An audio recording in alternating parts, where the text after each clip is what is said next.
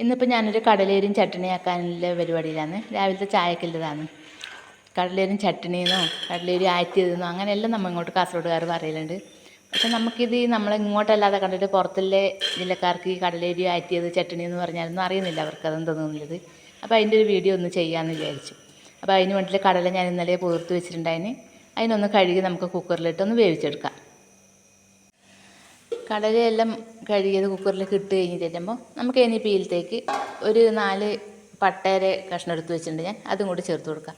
നമുക്ക് കടലക്കറിക്കായാലും ചട്നിക്കായാലും ഈ പട്ട ചേർക്കുമ്പോൾ അതിന് നല്ലൊരു മണമാണ്. ഇനിയിപ്പോൾ അതിലേക്ക് ആവശ്യത്തിനുള്ള വെള്ളം കൂടി ചേർത്ത് കൊടുക്കാം. ഞാനിപ്പോൾ ഈ ഒരു ഗ്ലാസ്സിനാണ് അരി എടുക്കുന്നില്ല. അപ്പോൾ അതിനനുസരിച്ചിട്ട് വെള്ളം കൂടി ചേർത്ത് കൊടുക്കാം. ഒരു 2.5 ഗ്ലാസ് വെള്ളം ചേർക്കണം. അത് രണ്ടാമത് നമ്മൾ വേറെ വെള്ളം ചേർത്ത് കൊടുക്കുന്നില്ല. ഈ വെള്ളത്തിലേക്ക് തന്നെയാണ് നമ്മൾ അരിയും കൂടി ഇടുന്നത്. അപ്പോൾ അതുകൊണ്ട് ഈ ഗ്ലാസ്സിന് ഒരു 2.5 ഗ്ലാസ് വെള്ളം എടുക്കാം. എന്നിട്ട് 1 ഗ്ലാസ് അരിയാണ് ഞാൻ ചേർക്കുന്നത്. ബാക്കി കടലയും കൂടി ഉണ്ടല്ലോ. ഇനിയിപ്പോൾ നമുക്കിതിൻ്റെ മൂടൊന്ന് വെച്ച് ഒരു 2 വിസിൽ വരും വരെ നമുക്കിതിനെ വേവിച്ചെടുക്കാം. ഞാൻ ഈ വീഡിയോ മുമ്പിൽ ചെയ്തിട്ടുണ്ടായിരുന്നു. ഇപ്പോഴും കൂടി ചെയ്യുന്നത് ഇത് അറിയാത്ത ആൾക്കാരുണ്ട്. അപ്പോൾ ഇത് ഓട്ടുപോള ഒറോട്ടി ഇതിൻ്റെ എല്ലാം വീഡിയോ വീണ്ടും ചെയ്യാൻ വേണ്ടിയിട്ട് പറഞ്ഞിട്ടുണ്ട്. അതുകൊണ്ടാണ് കേട്ടോ. ഇതിപ്പോൾ നമുക്ക് കടലയിൽ ഇട്ട് കൊടുക്കാനുള്ള അരിയാണ്. നമ്മൾ നേരത്തെ അതിൽ ഈ ഗ്ലാസ്സിലാണ് വെള്ളം ചേർത്തില്ലേ കടലയിൽ.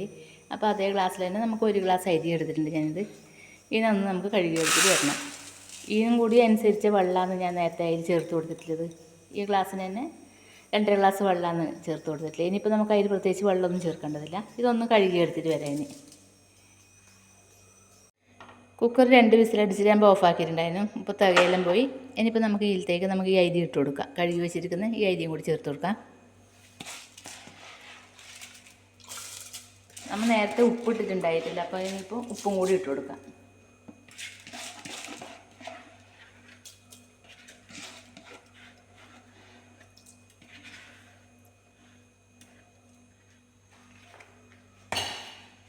നമുക്ക് ഇതിലേക്ക് ആവശ്യത്തിനുള്ള ഉപ്പും കൂടി ഇട്ട് കൊടുക്കാം.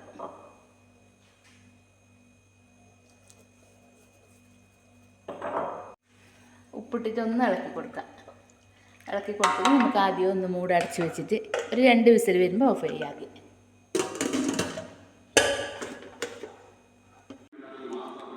ഇത് നമുക്ക് ചട്ടണിയിലേക്ക് വറുത്തിടാൻ ആവശ്യമായ സാധനമാണ്. ഒരു 4 വറ്റൽമുളക്, കുറച്ച് നീരുള്ളി ചെറുതായി അരിഞ്ഞത്, കടുക്, കറിവേപ്പില, പിന്നെ ഈ തേങ്ങ. കുക്കറിൻ്റെ മൂട് ഊരിയിട്ട് വരുമ്പോൾ ഈ തേങ്ങ ഇട്ടിട്ട് ഒന്ന് ഇളക്കി കൊടുക്കണം. അതിന് ശേഷമാണ് വറുത്തിടുന്നത്. അപ്പോൾ നമുക്ക് കുക്കറിൻ്റെ മൂടൊന്ന് ഊരി വെക്കാം.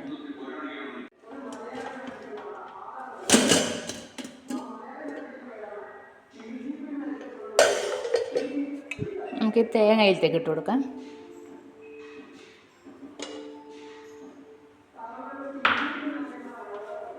ഇതൊന്ന് നന്നായി ഇളക്കിയിട്ട് ഒന്ന് അടച്ചു വെക്കാം.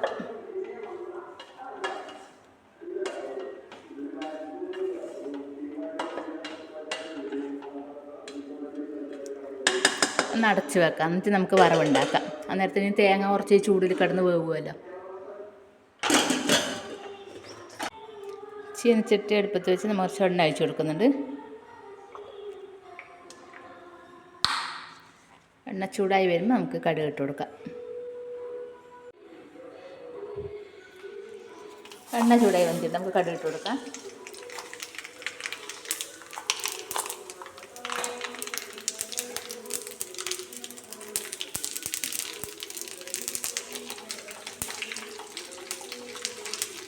കടുക് പൊട്ടി വരുമ്പോൾ നമുക്ക് നീരുള്ളി അരിഞ്ഞ് വെച്ചിട്ട് ഇത് ചേർത്ത് കൊടുക്കാം.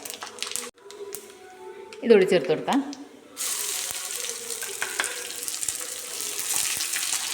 ഇതൊന്ന് നന്നായിട്ട് മൊരിഞ്ഞ് വരുന്ന സമയത്ത് നമുക്ക് കറിവേപ്പിലയും വറ്റൽമുളകും കൂടി ചേർത്ത് കൊടുക്കാം.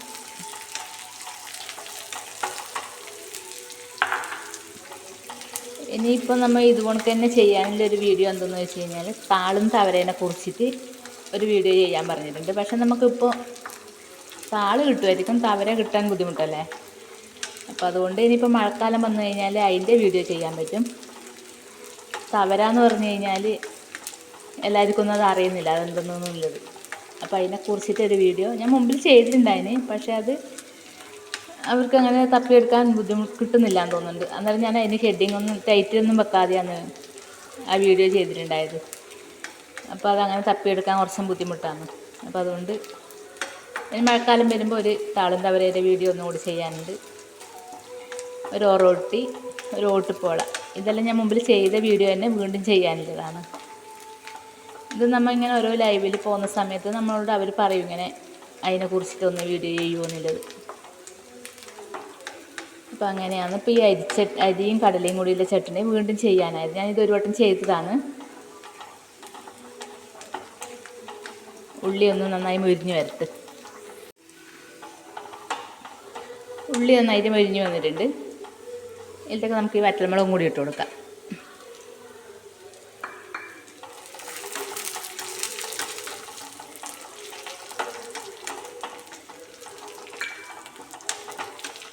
ഈ നമ്മുടെ ഓട്ടുപോള എന്ന് പറയുന്ന സാധനം അങ്ങോട്ടെല്ലാം അവർ ഉണ്ടാക്കുന്നുണ്ടെന്ന് തോന്നുന്നുണ്ട്. പക്ഷെ അവർ പറയുന്ന പേര് ഓട്ട് അട എന്നാണ്. അപ്പോൾ ഓട്ടട എന്ന് പറയുമ്പോൾ എനിക്ക് അവർ പറയുന്ന ചേരുവ വെച്ച് നോക്കുമ്പോൾ ഓട്ടുപോള ആവാനാണ് സാധ്യത.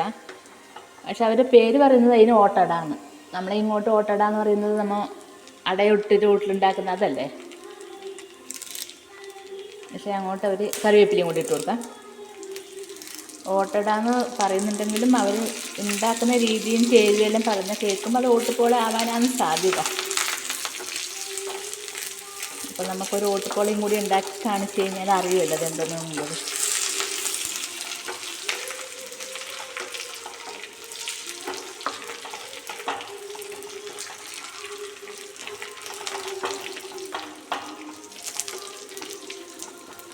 കറിവേപ്പിലയും കൂടി ആയിട്ടുണ്ട്. ഇനിയിപ്പോൾ നമുക്കിനൊന്ന് ചട്നിയിലേക്ക് ചേർത്ത് കൊടുക്കാം. തീ ഓഫ് ചെയ്തു.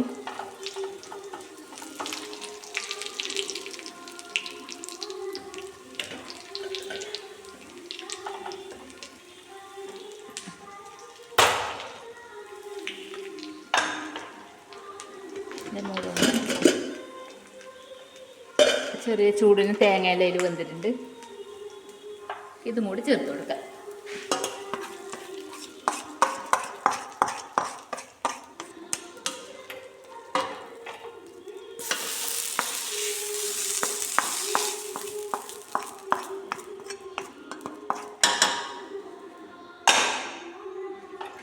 അങ്ങനെ നമ്മളെ കടലയരിയും ചട്നി റെഡി ആയിട്ടുണ്ട്. ചട്നി ആറ്റിയത് ഇങ്ങനെയെല്ലാം പറയും നമ്മൾ ഇങ്ങോട്ടേനെ.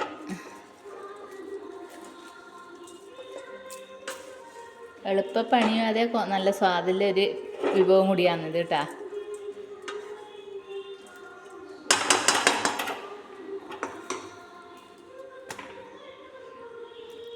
ഉണ്ടല്ലേ, കാണുമ്പോൾ അത്ര വലിയൊരു ഭംഗിയൊന്നും തോന്നുന്നില്ല. പക്ഷെ എന്നിരുന്നാലും നല്ല ടേസ്റ്റും എളുപ്പത്തിലുണ്ടാക്കാൻ പറ്റിയൊരു സംഭവം കൂടിയാണ്. അങ്ങനെ കടലയും ചട്നി റെഡി ആയിട്ടുണ്ട്. ഇതിപ്പോൾ നമുക്കിങ്ങനെ കാണുമ്പോൾ കളറിന് വേണ്ടിയിട്ടുണ്ടല്ലോ ഒരു മഞ്ഞപ്പൊടി വേണമെങ്കിൽ ചേർത്ത് കൊടുക്കാം കേട്ടോ. എനിക്കങ്ങനെ മഞ്ഞപ്പൊടി ചേർത്തിട്ടില്ല, ആ ഒരു ടേസ്റ്റ് ഇഷ്ടമല്ലാത്തത് കൊണ്ട് ഞാൻ ഇത് മഞ്ഞപ്പൊടി ചേർക്കാഞ്ഞത്. മഞ്ഞപ്പൊടി ചേർത്താൽ കാണാനും നല്ല ഭംഗിയായിരിക്കും. അപ്പോൾ എല്ലാവർക്കും മനസ്സിലായല്ലോ ഇപ്പോൾ ഈ കടല അരി ആറ്റുന്നത് എന്തെന്നാണുള്ളത്. അപ്പോൾ അടുത്തൊരു വീഡിയോയിൽ കാണുമ്പോൾ എല്ലാവർക്കും ബൈ ബൈ.